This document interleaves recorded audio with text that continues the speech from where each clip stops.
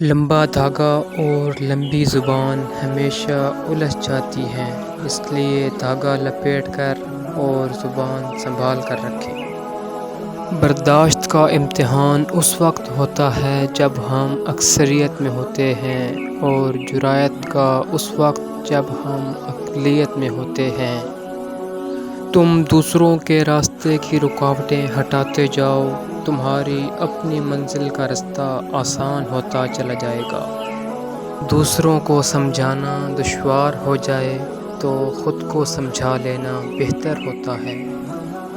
4 طرح کے لوگوں سے ہمیشہ دور رہیں: جو آپ کی عزت نہ کرے، جو آپ سے جھوٹ بولے، جو آپ کو ہمیشہ نیچا دکھائے، اور جو آپ کو استعمال کرے۔